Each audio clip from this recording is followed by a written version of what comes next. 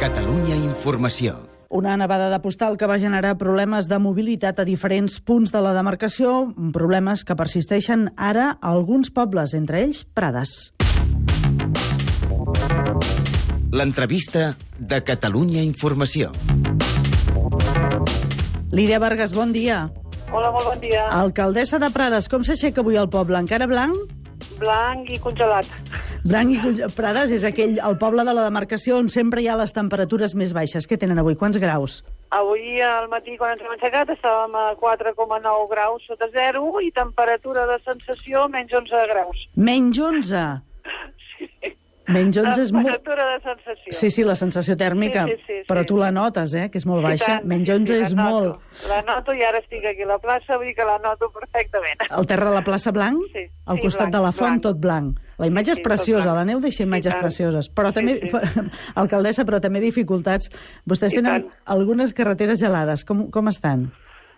Bé, tenim la sortida que va cap al Barca i Cornudella bé, que s'hi pot transitar.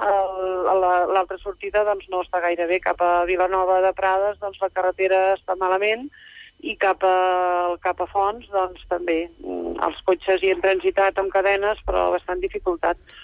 El problema és que la neu es converteix en gel. Correcte, sí.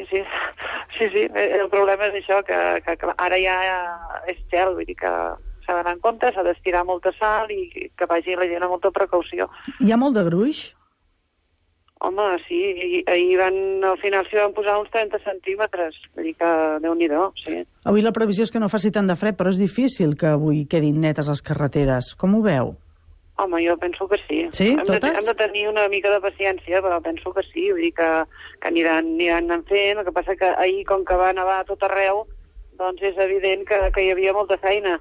Avui suposo que ja no hi haurà tantes carreteres i podran dedicar més recursos cap aquí dalt a la muntanya. Però, bueno, jo confio que sí, que durant el dia d'avui doncs, es netegi la carretera, que més que res la sortida cap a Vilanova, perquè bueno, és la sortida cap a l'autopista i que majoritàriament la gent és la que agafa. Alcaldessa, vostès són el poble que estan més acostumats a veure neu de tota la demarcació, però tanta potser no, Sí. Ara feia un parell d'anys que no nevava tant, però sí que estem acostumats a que hi hagi tanta neu i més i tot.